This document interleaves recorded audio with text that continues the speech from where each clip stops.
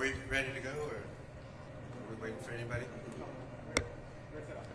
Can you all hear me okay? Good. All right. Does anybody need the mic up here? Recording? Okay. You can put it up here. Anybody else? All right. Hi, everybody. We're here, and this morning I did principals training. We do this once a month. So the principals from the 274 schools, most of them are in the other room, and we did training on a variety of things, and also talked about the ratings that came out today. So we've been talking about the ratings since June, and in the latest iteration, my team, headed by Dr. Matney, took the raw data from TEA and then the methodology that TEA uses to calculate the ratings. We got some technical assistance from the state, and then our team put together the ratings. So we feel pretty confident about its accuracy. And as you know, our achievement has been declining, so we have 113 D and F campuses that are not specialty campuses like DAEP or online campus or early childhood centers. Of that number, many of them are already in the NES system, the new education school system. So what we've done is we've taken the 20 F schools that are not already NES, and we've identified them, and they've been told today that they will be in the NES system starting in the 24-25 school year. That's 20 F schools and 6 D schools. 26 schools that are already not in already the NES school system. So that's 26 schools, and then we identified another 24 campuses that are D-rated campuses, Delta, D-rated campuses that are mid to high D, and they will have the opportunity to join the NES system where we provide a lot more supports. And let me just hold on that for just a moment and say the NES schools are designed to close achievement gaps and to differentiate instruction, prepare kids for the year 2035, mostly because of the additional supports that they receive. Those schools receive teacher apprentices, learning coaches, they have curriculum identified and prepared for them, they have copy clerks, they have higher salaries, they have the instructional model, we call LSAE model, that helps differentiate the instruction for kids. They have a lot of supervision and supports with regard to that, a lot of coaching, and so they have additional courses we call dyad courses like martial arts or photography or graphic design or dance. So there's a lot of supports that go with NES. They also don't have the same budgetary restraints. We control the budget, so we provide for the staff that they need. So 26 schools, to summarize, will be NES schools next year, additional NES schools. And then out of the 24 D schools, they can opt in, but of that group, we'll only select up to 14. So up to 40 additional NES schools next year. There are 85 now, so that would bring the max to 125. To my left, we have Leela Walsh, our Chief of Communications. Just talked to principals this morning, and who are in that category of opt-in, and some people are already are already planning to opt in, and so you have a couple principals on my left, so feel free to ask them questions too. But at this point, I will open it up for questions. You want to handle that? Yeah, I'm curious, are The new NES schools, will those be reconstituted like the original 28 were? Yeah, thanks for asking. So one of the sessions we had today was to answer that question. The answer to the question, the short answer, is no, there will not be reconstitution. Teachers will not have to reapply for their jobs in any of the schools. However, in all 125 schools, if there's up to 125, in all NES and campuses and the new ones, there will be a proficiency screening. So we will check their quality of instruction, their achievement data, and ensure they are proficient, and those proficiency teachers can remain at those schools. Are those screenings made up by the spot checks that are going on throughout the year? So there's a process, and we talked about it today, but basically there are spot observations that are being done, have been done, rather, for the teachers, and then on top of that, there's achievement data. And so a combination of those two, and also a domain 4, I know that's technical, but part of the T-test evaluation, one domain, is also going to be scored by the principal. And you're using the T-tests for this then? Just for domain 4, just for that part. HFT and others are already questioning the methodology and how you came to the conclusion that these schools are D and F, given that the TEA already delayed releasing their ratings.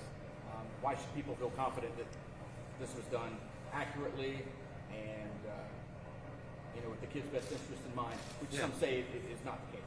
For two reasons. One, we've been doing this a long time in the district. This is not the first time our folks have looked at the data and understand the methodology. It's a science, so it's not that easy, but they understand it. Also, we got technical assistance from TEA, so we feel really confident about it. That's number one. Number two is, it is a good thing to be in an NES. We are improving scores in NES, yes, it's only one data set, but those show that NES is doing well by our kids. So whether it's accurate or not, this is the best instructional methodology for kids who are behind, for kids who are underserved. So whether there is a rating or not, when we know that kids are not achieving at the proficiency level that they are, then the best thing to do is provide high quality instruction, provide greater supports, provide on-the-job feedback, provide a high quality instructional materials, provide other things for kids to do and expand their experiences, which is all part of NES. That's the reason. I wanted to follow up on that question. Do you know what it is about the new methodology that might have caused, or which domains might have caused some schools to drop from A's all the way to F's, as we've seen? Yeah, I think there's a couple things, but I don't want to get too technical here. And TEA can explain it better than I can. It is clear, though, just to be transparent, the bar has raised a little bit on the STAR exam, and there's also some minor changes to how they calculate college, career, military readiness score. So that's the case. The other thing to remember, though, the broader context is this. Our achievement has been declining. We don't need the STAR ratings to tell that. Children at Risk said the same thing yesterday, right? So it's not a secret that our achievement has been declining and that we have not recovered from COVID. So the fact that we have to do more and provide more supports makes a whole bunch of sense. Any other questions? Quick question. You talk about these communities, vulnerable kids, and that are the most affected in these schools. So what are the implications for the parents, for the teachers, and for the students to implement this program? Yeah, it doesn't look that much different for a parent, except that the schools are open at 6:30. But the implications are kids who attend the NES schools get more supports, get more experiences. Beyond the elective that they have this dyad program. They get, higher quality instructional materials, they receive those. So we keep the expectations high. We talked about it today with the principals. They can expect raised expectations and us and the kids rising to that level of expectation. That's what happened in the NWA MAP assessments and in the NES schools this first semester. Expectations were raised, and you see that when teachers and kids have expectations raised, they rise to that level of expectation. Do you have a time frame when we're going to see the results implementing this program? Yes, so we've already given some results on the NWA, and it's not just about the testing. We have information about the quality of instruction. We have information about the decreasing discipline problems in these schools. We have information about staff attendance. High absenteeism has been cut in half by 53% in the first semester. That's a good thing. We have information about how the teachers are doing on these spot observations, and we have data for the first time. Again, I'm going to say, I always say it, like, we have a long way to go. Nobody's saying that we're done. So at the end of the year, you're going to get even more data around the NES programs, and obviously when the STAR data comes out, you'll get that as well. But it's not just about STAR data. It's not just about these ratings. It's about the quality of instruction, and it's about the achievement of our kids. And we have with us 4 principals of schools that will be joining NES. I think they'd like to share a few remarks. If you want to go to pass the microphone to step right up to the podium. So, Good morning. I'm Wendy Pineda, principal at Southmead Elementary. Good morning. My name is Joshua Dawson. I'm the principal at Wesley Elementary. Good morning. I am Carol Galindo, the proud principal of Fawnville Middle School. Good morning. I'm the principal at Northside High School, Victor Garcia. we'd be happy to take any questions that you have. Some may question, your complete candidness here, but do you have any reservations whatsoever about joining NES? I had skepticism, if I can just be honest. But when I saw the model, I've been to a couple of schools. I've never done on-the-spot coaching before in my life. I'll just be honest. I've been administrator for about 5 years. I've always been in schools in the inner city, lower socioeconomic areas, and I've had to build on teachers' expertise, their best practices, so on and so forth. But I always waited till after. So when the on-the-spot coaching model came, and I was able to actually get in and get into classes and build culture with my teachers and actually coach them on the spot to say, let's do this, let's do that. And to see that turnaround like immediately, that's what really, really drove me to, okay, this model is starting to work. Now on the flip side, yesterday I had about maybe 3 or 4 people out. I want high quality instruction in my classrooms every single day. Well, with my model not being NES, I didn't have any high quality teachers to take on that. I really admire the staffing model of having more bodies, high quality instructors on campus to fill in when that happens, because I just don't believe scholars should ever be without high quality instruction. So that's what's that's what's driven me to this model is what needs to happen. I want to see my scholars make it, and I want to see that they have a high quality instructor in their classrooms every single day, and I want to build that culture of excellence. Just to be clear, these are principals who are not in NES right now. They're considering being in NES. Is that correct? They are joining. They're joining. So they're not NES today. Right. Good. How do you feel about joining? Well, we are considered. We are excited. We're excited about the support that like my fellow colleague mentioned, about the support, the additional support that we're going to be receiving, as well as the resources, and then the structure and the systems for not only for our students, but for our parents and for teachers as well. So it's a win-win situation for everybody. you know, our parents do get to our campus at South Main at 7 a.m. We have a big amount of parents at 7 a.m. So the extended hours as well, it's going to help a lot of our families. And as well, you know, with the resources that we're going to have and the systems that the NES model already brings to the district. So we're excited if we are chosen to be part of the NES model. Same question. Yeah, I'm not sure which one of you would be best to answer this. I was at an elementary school this morning that's going to be NES next year with a large immigrant and emerging bilingual population, and almost all of the parents that I spoke with didn't even know what the NES system was.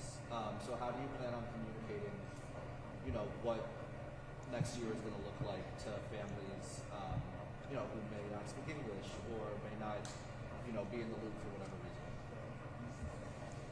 Yes. Well, my benefit is that yo hablo español, entonces la comunicación para los papás van a hacer una explicación de qué es lo que trae el programa de NES.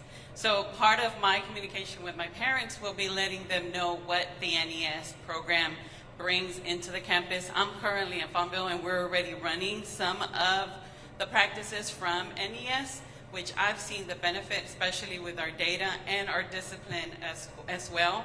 Our discipline infractions have decreased so much, and I've seen it. The children understand that when they come to Farmville, they're here to learn, and the teachers are always ready. And I'm excited to welcome parents in as well, and I'm ready to have those conversations with them.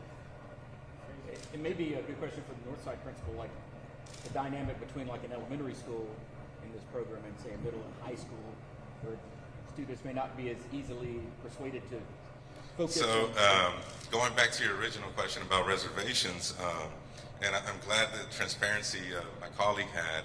I'll be honest, I did have reservations before this year. We're already doing the work that NES model entails. So I know the transition is going to be seamless, just moving forward. The good thing about the high schools is that we do have specialty programs. Northside specializes in culinary arts, AV, and we're going to continue to continue those programs while still implementing the curriculum. I'm really excited about the art of thinking curriculum because we need to prepare our students for critical thinking and problem-solving skills that they encounter in the real world once they hit the job market. Mr. Miles? Yeah, go ahead. Talk to us about a little bit of the input that you guys need from the parents, especially to build a new calendar for the students. I know there are options, and you guys need the input from the parents. Yeah, so we're looking at two pieces of input right now. One is the calendar, and you probably know that we presented 4 different versions to the DAC, the District Accountability Committee. And the DAC has been looking at that, and they tweaked it and changed it, a little bit, and then presented 2 versions, version A and version B, and we placed that on the website so that parents can give input. So right now, if you go on the website today, there's 2 versions of the calendar. We're waiting to get the input from that, and then I'm going to take that input, choose one version, tweak that version based on the input, and give it to the board to see if the board will pass it. It's, in the end of the day, it's a board decision, and they will either approve it or not approve it on February 8th.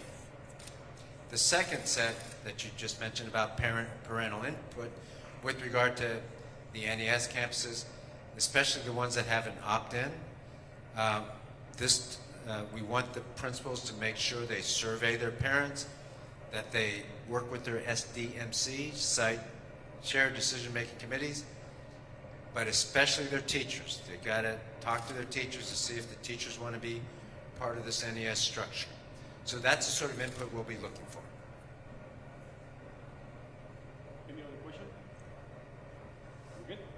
All right, thank you, everybody.